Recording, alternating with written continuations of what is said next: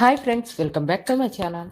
నేను మీకు ఈరోజు గవర్నమెంట్ ఆఫ్ ఇండియా నుంచి మినిస్ట్రీ ఆఫ్ రైల్వేస్ నుంచి ఒక రిక్రూట్మెంట్ వచ్చిందండి. దాని గురించి వీడియోలో పూర్తిగా చెప్తాను. వీడియోని ఎక్కడ స్కిప్ చేయకుండా కంప్లీట్గా చూడండి.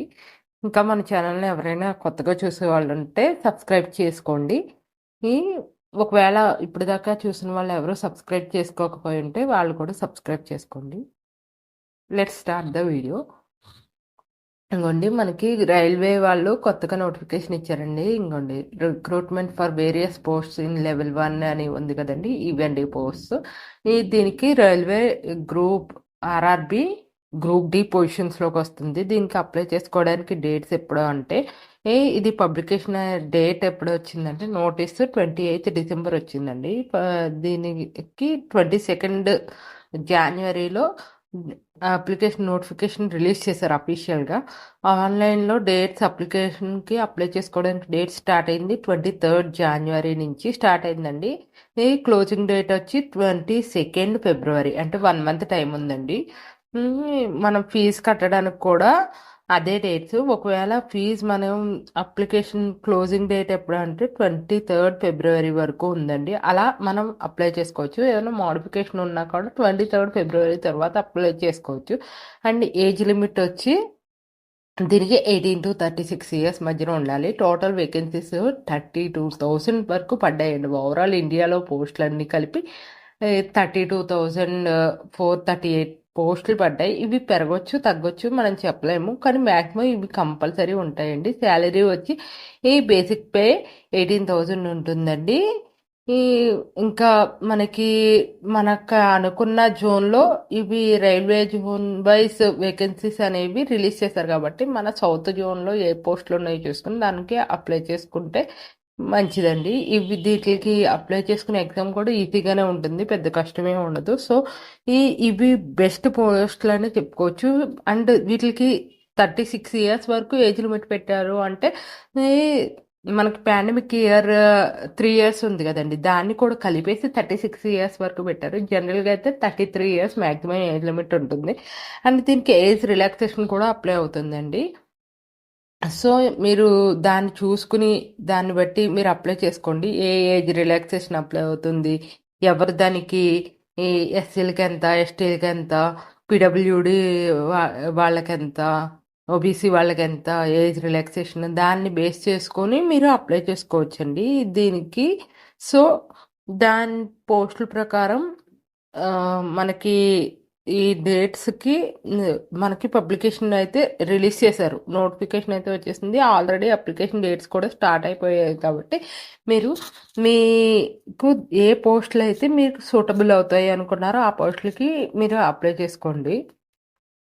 దీనికి మెడికల్ ఫిట్నెస్ కూడా చూస్తారు. అండ్ పీఈటీ కూడా ఉంటుందండి. అంటే ఫిజికల్ ఫిట్నెస్ టెస్ట్ కూడా ఉంటుంది.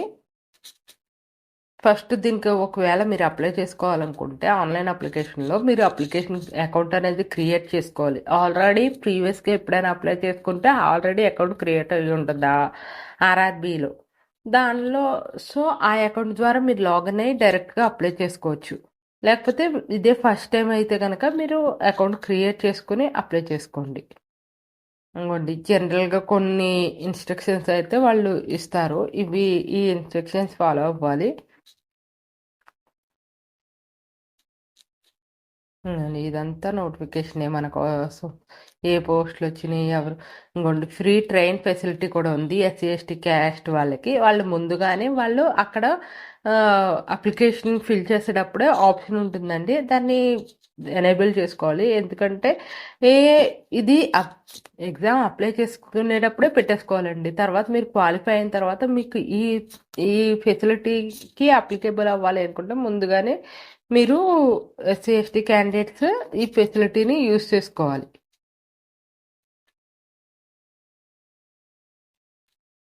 వేకెన్సీస్ అనేవి డిఫరెంట్ టైప్స్లో ఉన్నాయి.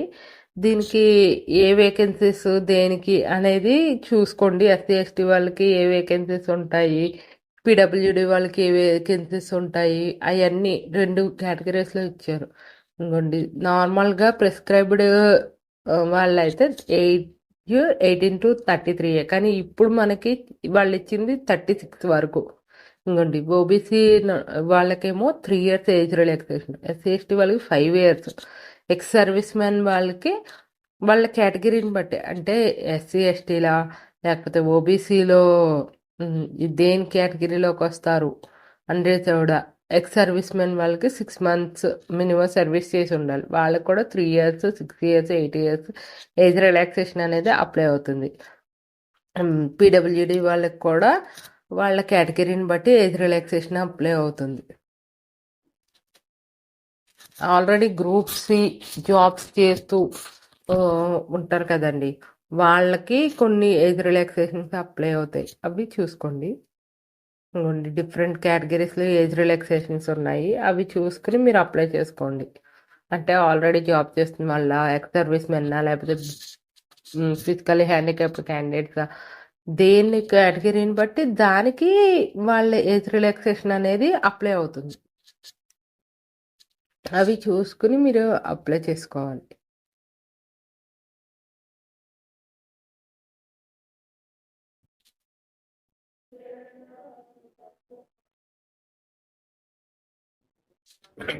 ఇంకండి దీనికి ఆల్రెడీ నేను ఇచ్చాను కదండి. ఇక్కడ ఏజ్ ఏ ఇయర్లో పుట్టిన వాళ్ళకి ఈ 18 to 36 అంటే ఏ ఇయర్ నుంచి ఏ ఇయర్ వరకు పుట్టిన వాళ్ళు ఆల్రెడీ ఇచ్చేస్తారండి. అన్రిజర్వ్డ్ క్యాండిడేట్స్ అయితే 89 నుంచి 89 January 2nd పుట్టాలి. ఓబీసీ వాళ్ళైతే 86 నుంచి, ఎస్సీ ఎస్టీ వాళ్ళైతే 84 నుంచి. లోవర్ ఏజ్ లిమిట్ ఎంత అంటే 2007లో ఉండాలి అన్ని కేటగిరీస్కి. అప్పర్ ఏజ్ లిమిట్ ఒక్కో కేటగిరీకి ఒక్కో ఇయర్ బేస్డ్ ఆన్ దిస్, ఈ టైంలో పుట్టిన వాళ్ళకి అని అప్లై అవుతుంది. నెక్స్ట్ ఎడ్యుకేషనల్ క్వాలిఫికేషన్ అండి. ఎడ్యుకేషనల్ క్వాలిఫికేషన్ మినిమమ్ అయితే 10th ఉంటే సరిపోతుంది, లేకపోతే 7th పాస్ అయినా సరిపోతుందండి కొన్ని వాటికి. మీరు ఆల్రెడీ చదువుతున్న వాళ్ళు దీనికి అప్లికేబుల్ కాదండి. మినిమం క్వాలిఫికేషన్ డిగ్రీ అనేది కంపల్సరీ ఉండాలి. అదే మీరు చదువుతూ ఉండగా అప్లై చేయడానికి సరిపోదు. ఇప్పుడు మినిమం 10th పాస్ అయ్యాకే అప్లై చేయాలి కంపల్సరీ. అలా ఫీజు వచ్చి all the candidates except SC ST already women PWD వాళ్ళకైతే 250, మిగిలిన వాళ్ళకి అంటే బాయ్స్ కేటగిరీ వచ్చి ప్రతి ఒక్కరికి 500 రూపీస్ అవుతుందండి ఫీజు. ఈ ఫీజు కూడా 500 రూపీస్ అయినా ఎగ్జామ్ అప్లై చేసేటప్పుడు మళ్ళీ ఎగ్జామ్ మీరు కంప్యూటర్ బేస్డ్ ఎగ్జామ్ రాసిన తర్వాత వాళ్ళకి 400 వెనక్కి వచ్చేస్తుంది.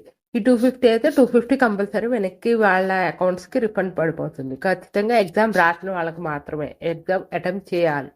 అటెంప్ట్ చేసిన వాళ్ళకి బాయ్స్కి అయితే 400 పడుతుంది, 500 ఫీజు ఉన్న వాళ్ళకి. అదర్వైజ్ 250 ఫీజు ఉన్న వాళ్ళకి 250 మొత్తం వెనక్కి వస్తుంది. ఈ 250 ఫీజ్ కూడా మోడ్ ఆఫ్ పేమెంట్ ఏంటంటే ఆన్లైన్ పేమెంట్ మాత్రమే చేయాలి, వేరే ఏ పేమెంట్ చేయడానికి కుదరదు.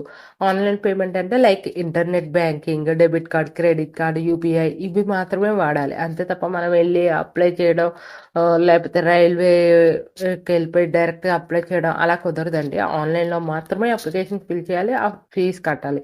ఫీజు కట్టిన తర్వాత మాత్రమే మన అప్లికేషన్ వ్యాలిడ్ అవుతుంది. ఫీజు కట్టకుండా మన అప్లికేషన్ అయితే వ్యాలిడ్ అవ్వదు. ఈ మైనారిటీ క్యాండిడేట్స్ వాళ్ళు కంపల్సరీ సర్టిఫికెట్స్ అనేవి చూపించాలి. దాన్ని బేస్ చేసుకుని వాళ్ళకి ఏదైనా ఉంటుంది.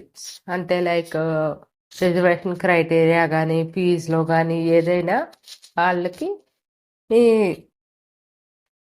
వాళ్ళు చూపించాల్సిందే వాళ్ళ సర్టిఫికెట్స్ని.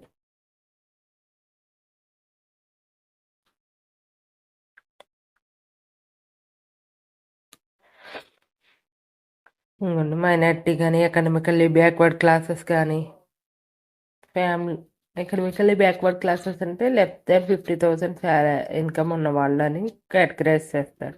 సో దీని ప్రకారం చూసుకుని మీరు అప్లై చేసుకోండి. మైనారిటీ అంటే లైక్ క్రిస్టియన్, సిక్స్, మొద్దు, బుద్ధ, జైన్స్ ఏ కేటగిరీ అయినా వస్తారండి. సో దీన్ని కూడా ఒకసారి క్లియర్గా చదువుకొని వాళ్ళు ఎందులోకి అప్లికేబుల్ అవుతారో చూసుకుని దాని ప్రకారం అప్లై చేసుకోండి.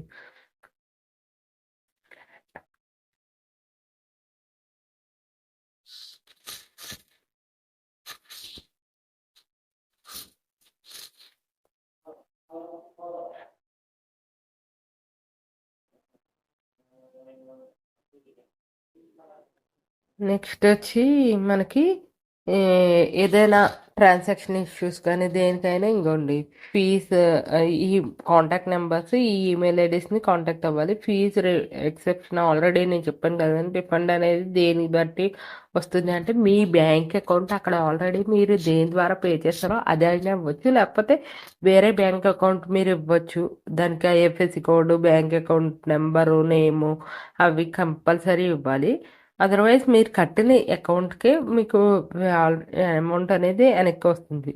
వన్స్ మీరు ఎగ్జామ్ అనేది అటెంప్ట్ చేస్తే మాత్రమే అవుతుంది, అదర్వైజ్ అది అవ్వదు. ఎగ్జామ్ మీరు ఫీజు కట్టేసి ఎగ్జామ్కి అప్లై చేస్తారు, ఎగ్జామ్కి వెళ్ళకుండా మీరు రాయలేదు అనుకోండి ఏదైనా కారణంతో ఫీజు అనేది వెనక్కి రాదండి. నెక్స్ట్ ఫీజు అనేది కడితేనే మీరు అప్లికేబుల్ అవుతారు ఎగ్జామ్కి. మీరు ఎస్సీ ఎస్టీ క్యాండిడేట్లే కదా అనుకుని లేకపోతే మనకి ఎగ్జామ్షన్ ఉంది అనుకుని మీరు ఫీజు కట్టకుండా ఉంటే మీ ఎగ్జామ్ మీకు హాల్ టికెట్ అనేది రాదండి, మీకు మీ అప్లికేషన్ వ్యాలిడ్ కాదు. నెక్స్ట్ రిక్రూట్మెంట్ ప్రాసెస్ వచ్చేసరికి 4 waysలో జరుగుతుందండి. అది కంప్యూటర్ బేస్డ్ టెస్ట్ ఒకటి, ఫిజికల్ ఎఫిషియన్సీ టెస్ట్ ఒకటి, డాక్యుమెంట్ వెరిఫికేషన్, మెడికల్ ఎగ్జామినేషన్. ఈ 4 waysలో జరిగిన తర్వాత ఇందులో క్వాలిఫై అయిన వాళ్ళు మాత్రమే జాబ్స్ పొందుతారండి. కంప్యూటర్ బేస్డ్ టెస్ట్ అంటే ఆన్లైన్ ఎగ్జామినేషన్ అండి. దానికి మల్టిపుల్ చాయిస్ క్వశ్చన్స్ ఉంటాయి కాబట్టి మీరు అది ఫస్ట్ స్టేజ్ ఆఫ్ ఎగ్జామినేషన్ అంటే అందరు క్యాండిడేట్స్కి అది అప్లికేబుల్ అవుతుందండి. పెట్టిన ప్రతి ఒక్కళ్ళు అది రాయాల్సిందే. అది రాసిన తర్వాత నెక్స్ట్ ఫిల్టరేషన్ అనేది జరుగుతుంది. అందులో క్వాలిఫై అయిన వాళ్ళు నెక్స్ట్ ఫిజికల్ ఎఫిషియన్సీ టెస్ట్కి క్వాలిఫై అవుతారు. ఆ ఫిజికల్ ఎఫిషియన్సీ టెస్ట్ కూడా కంప్లీట్ చేసుకుంటే next document verification, medical examination జరుగుతుంది. ఇంకోటి కంప్యూటర్ బేస్డ్ టెస్ట్కి ఈ సిలబస్ అనేది ఉంటుంది. ఎగ్జామ్ టైం వచ్చి 1.5 hours 90 minutes ఉంటుంది. General science, mathematics, general intelligence, general awareness, ఇవి 4 topics. మొత్తం 100 questions ఉంటాయి. ఒక్కొక్క క్వశ్చన్కి ఒక్కొక్క మార్క్ ఉంటుందండి. జనరల్ సైన్స్, మ్యాథమెటిక్స్ 25 కలిపి 50 marksకి, general intelligence and current affairs 20, అవి 30, ఇవి 20 కలిపి 50 marksకి, అలా మొత్తం 100 marks అండి. అండ్ ఇందులో నెగిటివ్ మార్కింగ్ కూడా ఉంటుందండి 1/3. సో మీరు పెట్టేటప్పుడు కరెక్ట్గా పెట్టుకోండి, అదర్వైజ్ మీరు కరెక్ట్ ఆన్సర్స్లోంచి నెగిటివ్ మార్కింగ్ ఉండడం వల్ల మనకి వచ్చిన మార్క్స్ డిస్క్వాలిఫై అవ్వడానికి ఛాన్సెస్ ఉంటాయి. అంటే దీంట్లో మినిమం పర్సంటేజ్ ఆఫ్ మార్క్స్ ఎంత అంటే అన్రిజర్వ్డ్ క్యాండిడేట్స్ కానీ ఈడబ్ల్యూఎస్ వాళ్ళకి కానీ 40%, ఓబీసీ ఎస్సీ ఎస్టీ క్యాండిడేట్స్కి 30%, అండ్ పీడబ్ల్యూడి వాళ్ళకి 2 marks అడిషనల్ వెయిటేజ్ ఇస్తారండి. సో ఇవి బాగా చూసుకోండి. ఇవి పాస్ అయితేనే first stage of examination clear అయితేనే సెకండ్ స్టేజ్ ఆఫ్ ఎగ్జామినేషన్కి మీరు వెళ్తారు.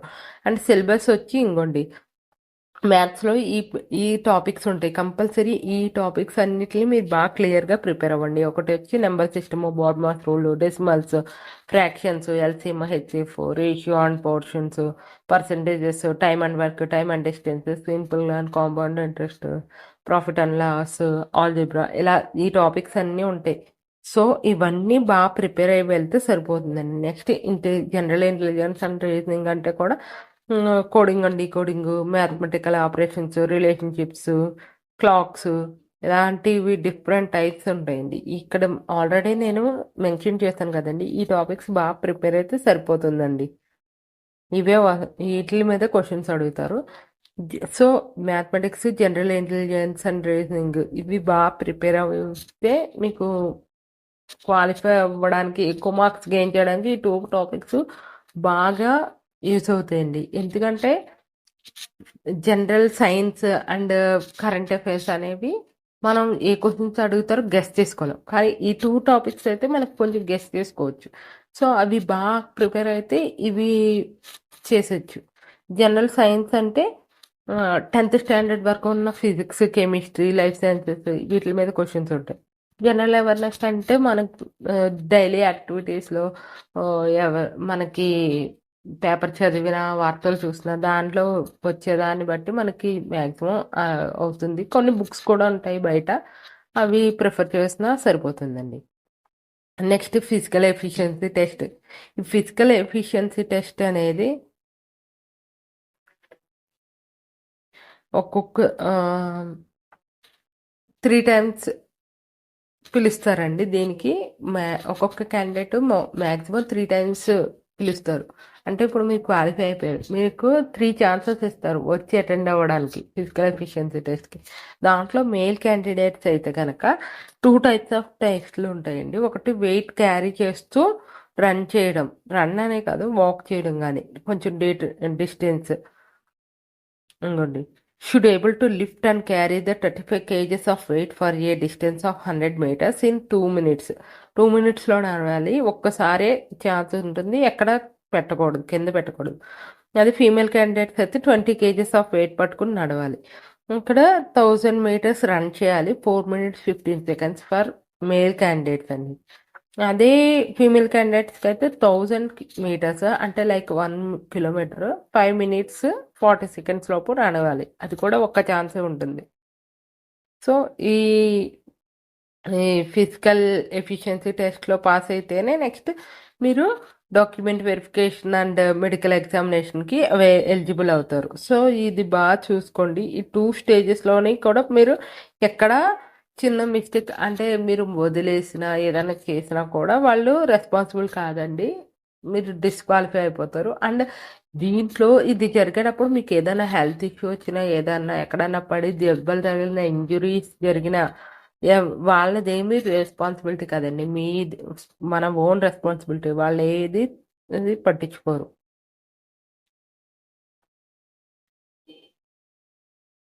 ఎక్స్ సర్వీస్ మెన్ వాళ్ళకి, ఆల్రెడీ అప్రెంటిస్గా చేస్తున్న వాళ్ళకి ఈ ఇది ఎగ్జామ్షన్ ఉంటుందండి. ఎందుకంటే వాళ్ళు ఆల్రెడీ ఇవి పాస్ అయ్యే ఫిజికల్ టెస్ట్లు పాస్ అయ్యి జాబ్స్లో జాయిన్ అవుతారు కాబట్టి.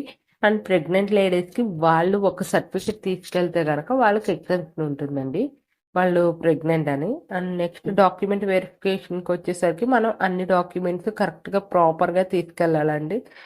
ఎస్సీ అయితే ఎస్సీ డాక్యుమెంట్స్, మన ఒరిజినల్ డాక్యుమెంట్స్ అవన్నీ కరెక్ట్గా, దాన్ని బట్టి మనకు మార్క్స్ అనేవి ఉంటాయి. నెక్స్ట్ హౌ టు అప్లై అండి. అప్లై చేసుకునే విధానం ఏంటంటే, మనం ఆల్రెడీ ప్రీవియస్గా అప్లై చేస్తే కనుక మనకి అకౌంట్ ఉంటుంది, లేకపోతే మనం కొత్త అకౌంట్ని క్రియేట్ చేసుకుని నెక్స్ట్ అప్లై చేసుకోవాలి.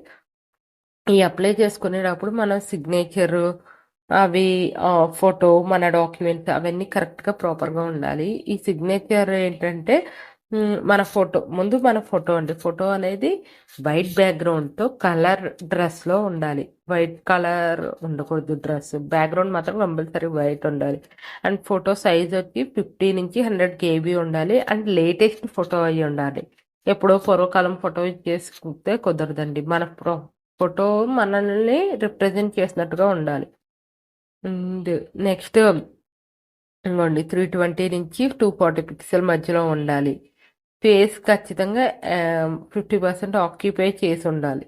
అండ్ నెక్స్ట్ ఫోటో సిగ్నేచర్ అయిపోయింది. సిగ్నేచర్కి వచ్చేసరికి బ్లాక్ ఇంక్ పెన్తో వైట్ పేపర్ మీద చేయాలండి.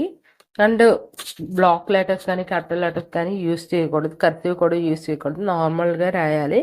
అండ్ 30 నుంచి 50 KB మధ్యలోనే ఉండాలండి ఫోటో సిగ్నేచర్ అనేది. మనకి వేరే ఇంకా SC/ST సర్టిఫికెట్స్ అయితే 500 KB ఉండాలండి. PWD వాళ్ళు అయితే వాళ్ళ డిజబిలిటీ సర్టిఫికెట్స్ కూడా ఇవ్వాలి, with passport size photo attach చేసి. అండ్ మిగిలిన సర్టిఫికెట్స్ అయితే 40 నుంచి 70 KB మధ్యలో ఉండాలి. అలా ఇంకోండి, సర్టిఫికెట్స్ ఏమేమి సర్టిఫికెట్స్ ఎలా ఉండాలండి. SC/ST క్యాస్ట్ సర్టిఫికెట్ ఫార్మాట్ ఇది, ఈ ఫార్మాట్లోనే ఉండాలి. ఆల్రెడీ అలా మనకి ఏ సర్టిఫికేట్ కావాలి, దానికి ఏ ఫార్మాట్ ఉండాలి అనేది ఆల్రెడీ ఇస్తారండి. ఇంకోండి, నాన్ క్రిమిలేయర్ ఓబీసీ వాళ్ళకి, ఓబీసీ జనరల్ డిక్లరేషన్ వాళ్ళకి.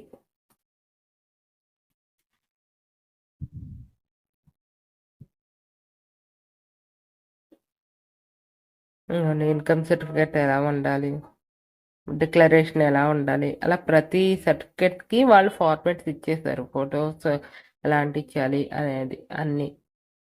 దాని ప్రకారం మీరు మీ సర్టిఫికెట్స్ ఏమైతే మీరు అప్లికేబుల్ అవుతారో సర్టిఫికెట్స్కి, ఇది డాక్యుమెంట్ స్కాన్ చేసేసి మీరు ఒకటి తీసుకుని దాని మీద అన్ని ఫిల్ చేసి మళ్ళీ అప్లోడ్ చేసేయండి. ఇంకోండి మనకు వచ్చిన పోస్టులు మొత్తం ఓవరాల్గా ఉన్న పోస్టులు అండి. దీంట్లో ఎస్ఎన్టీ, మెకానికల్, కెమికల్, ఎలక్ట్రికల్ అన్ని డిపార్ట్మెంట్స్ వాళ్ళకి ఈ 10th ఆర్ ఐటీఐ పాస్ అయ్యి అప్రెంటిషిప్ చేసేవాళ్ళు అందరికీనండి 18 to 36 years మధ్యలో వాళ్ళు మనకి ఏమేమి పోస్టులు ఉన్నాయి ఏంటి అన్నీ అండి డీటెయిల్స్, పూర్తి డీటెయిల్స్ ఇక్కడ ఉన్నాయి. నెక్స్ట్ మీకు ఇవి కాకుండా ఇంకా ఏ జోనల్ ప్రకారం ఎన్ని పోస్టులు పడ్డాయి ఏంటి అనేది కూడా ఇక్కడ నేను చూపిస్తానండి 1 by 1. ఇంకోటి వెస్ట్ జోన్కి అంటే ఏ జోనల్కి ఏది అనేది మనకి సికింద్రాబాద్ అవుతుందండి.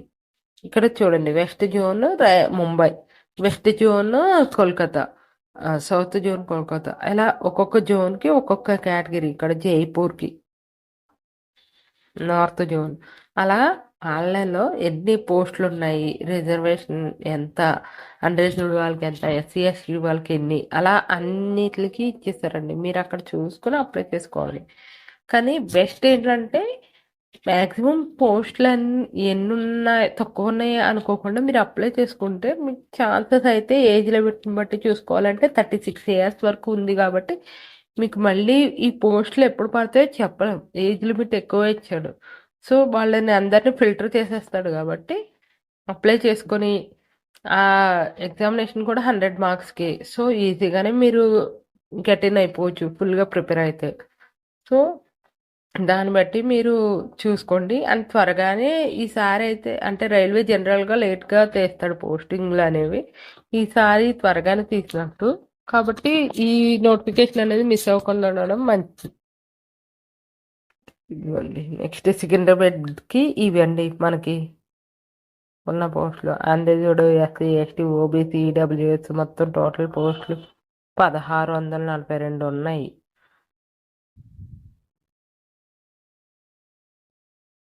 ఇవన్నీ వేకెన్సీస్, ఇంకా అవి కాకుండా మొన్న 327 ఇవి మొత్తం అన్ని వేకెన్సీస్ ఇవన్నండి. టోటల్ వేకెన్సీస్ ఆల్రెడీ చూసారు కదా. ఇందులో డిఫరెంట్ మెకానికల్ వాళ్ళకి, ఎలక్ట్రికల్ వాళ్ళకి, ట్రాఫిక్కి సంబంధించి అన్ని రకాల పోస్టులు పెట్టా. అంతేనండి. వీడియో నచ్చితే లైక్ చేయండి, షేర్ చేయండి, సబ్స్క్రైబ్ చేసుకోండి. Thank you.